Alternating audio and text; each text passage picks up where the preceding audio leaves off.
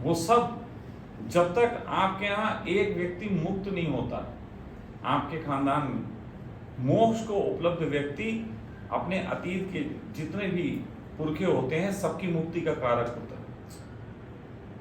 इसीलिए पिंडदान की परंपरा होती है। पिंडदान का मतलब नहीं है कि वो लड्डू बनाओ थोड़ा सा फेंक दो। पिंड ये दान करना पड़ता है। अगर किसी व्यक्ति की यात्रा पूरी नहीं हुई है, कोई बात नहीं भाई, उठाओ, ये चुट चुट करने से अच्छा है उठा लो। अगर किसी व्यक्ति की यात्रा पूर्ण नहीं हुई है और वो मृत्यु को उपलब्ध होता है तो उसकी चेतना अपने बच्चे से डिमांड करती है कि अपना पिंड दान करो, मतलब यात्रा को आगे बढ़ाओ, तुम मुक्त होगे मैं भी मुक्त हो जाऊंगा। और जब कोई एक मुक्त होता तो सारे पीछे के मुक्त हो जाते। इसीलिए हर बच्चे पे अपने पिता का कर्ज है। कर्ज का मतलब वो वाला कर्जा नहीं, बाहर टाइप वाला। ये बहुत आत्मिक कर्जे की बात है। और इस पिंडदान को आप तभी पूर्ण कर सकते हैं जब आप विसर्जन की सही पद्धति को जानते हैं। अस्थि विसर्जन सुना है ना? अस्थि विसर्जन, तो अस्थि विसर्जन दो तरीके का होता है। अस्थि यानी कि फूल वो जगत में बहा दिए जाते हैं, वो नदी में बहाए जाते हैं, वो मिट्टी में मिला दिए जाते हैं। तो अस्थि विसर्जन एक ढंग है, यानी कि शरीर के दो पार्ट होते हैं, एक होता है मैटर पार्ट और एक होता है non matter part. Non matter मतलब कॉन्शियस। तो कॉन्शियस का पार्ट जो है वो भी विसर्जित करना पड़ता है। तो जब पुत्र किसी का पुत्र जब अस्थि विसर्जन करता है तो केवल गंगा में अस्थियां नहीं बहाई जाती हैं, पुत्र को भी एक गहरे भाव से भरना पड़ता है। वो लोग आजकल के पुत्र नहीं करते, वो गहरे भाव से होता है कि पिता तेरे अंदर के जो गुण हैं वो मुझ में विसर्जित हो जाएं, मुझ में विसर्जित हो जाएं। और ये परंपरा से हर बच्चे को करना पड़ेगा जब तक मोक्ष को उपलब्ध नहीं हो। जब तक एक मोक्ष को उपलब्ध होकर उस पूरी पीढ़ी की मुक्तिदाता नहीं बनता, तब तक हर बच्चे को ये कराया जाता है। लेकिन मैंने कहा ना, कहाँ बचे वो भाव, कहाँ बची वो चीजें, वो तो कुछ है ही नहीं। पिंडदान का मतलब बस लड्डू एक फेंक देना है, अस्थि विसर्जन का मतलब है लोटा जो है वो जाके झाड़ देना है। विसर्जन का अर्थ होता है अपने में द्रोहित करना। एक तरफ तुम पंच तत्व में जाओ और जो कॉन्शियस के गुण हैं वो मुझ में लेके उतरो। और हर साल इधर देखिए, अब एक और बात बताता हूँ। बहुत लोग बहुत मजाक उड़ाते हैं कि मरने के बाद सब कौवे बन जाते हैं और ये वो, इस तरीके की मजाकें बहुत बनाते हैं। लोग नहीं समझते।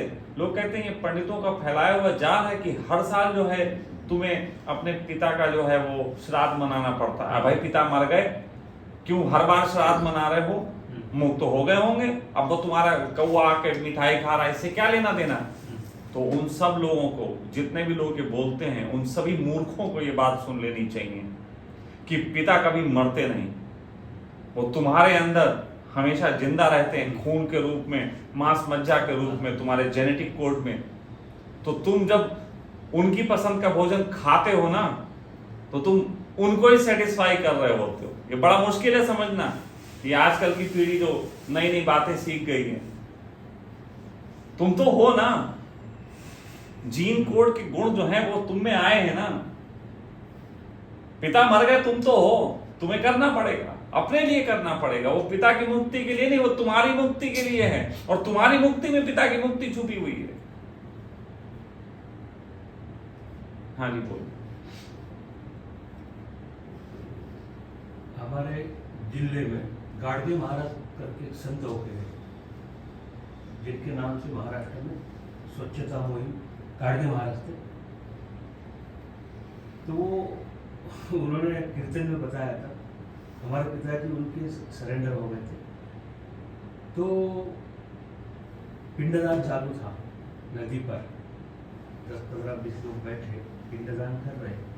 वो महाराज गए 50 फुट पे पानी फेंक रहे ऐसा। एक गया, बोले क्या कर रहे हैं? बोले खेत को पानी दे रहा। बोले खेत कहाँ है? तो 25 किलोमीटर पे है। तो बोले यहाँ से पानी कैसा जाएगा? बोले 25 किलोमीटर पे। तो बोले बराबर है बोला आपका। फिर आप ये पिंड दान कर रहे बोले तो तुम्हारे पिताजी स्वर्ग में है क्या नरक में है पता नहीं, उनको ये पिंड कैसा जाएगा? बोले इसका उत्तर दो। बोले ये भी एक थोतांड है। महाराज बोलते थे कि ये जो कुछ लोगों का पेट भरने का साधन बनाया, पिंडदान, श्राद्ध, आदमी बनने के बाद हर साल श्राद्ध करना पड़ता और जो पुजारी वगैरह जो रहता उनको देना पड़ता। ये एक थोतांड बनाया, ऐसे वो महाराज बोलते थे। देखिए, जगत में जितनी चीज़ें बनती हैं उन सब के पीछे बहुत सारे कारण हैं। आपने बात समझिए, आप एक विवाह का आयोजन करते हैं, उसमें एक नचनिया भी आती है, उसमें खाना बनाने वाला भी आता है, उसमें एक छोटा सा जो है मजदूर भी लगता है, उसमें टेंट वाला भी लगता है। सब अपने अपने रस चुराएंगे और उन रस में एक पति पत्नी भी होते हैं जो अपने रस के लिए वहाँ शामिल होते हैं, और उन पति पत्नी के माँ बाप भी होते हैं जो अपने रस के लिए शामिल होते हैं। तो आयोजन जो है वो किसी एक मकसद से नहीं होता, वो बहुआयामी मकसदों से होता है। हाँ, उनमें से एक मकसद हर एक का हो सकता है, हर एक का एक मकसद हो सकता है। यहां भी हम बैठे हैं ना, अगर हम पूरी अभी एक्सप्लेन करना शुरू करें तो एक अभी जो हमने कप कॉफी पी थी, उस कॉफी को हम तक पहुंचाने में पूरी दुनिया लगी है। तो अब उन महाराज जी ने उस ढंग से एक्सप्लेन किया, वो उनका एक ढंग था समझाने का कि ये एक आयोजन किया गया। लेकिन मैंने श्राद्ध की जो बात कही वो बहुत अलग की है। मैं जिस श्राद्ध की बात कही उसके लिए मैंने किसी पंडित को शामिल होने के लिए नहीं कहा है। मैंने जिस श्राद्ध की बात की उसके लिए मैंने किसी खास प्रकार की पूजा की बात नहीं की। ये तो तुम्हारे भाव की बात है। मैं जब अपने पिता के उसमें गया था जब अस्थि विसर्जन के लिए, पिता की मृत्यु पे नहीं गया था, आग लगाने नहीं गया था, लेकिन जब मैं अस्थि विसर्जन का आया था तो मैंने कहा हाँ अब मैं आ जाऊंगा। अस्थि विसर्जन के लिए मैं दिल्ली से सीधा हरिद्वार पहुंचा, उधर से मेरे माँ और मेरी बहन वो लोग पहुंचे।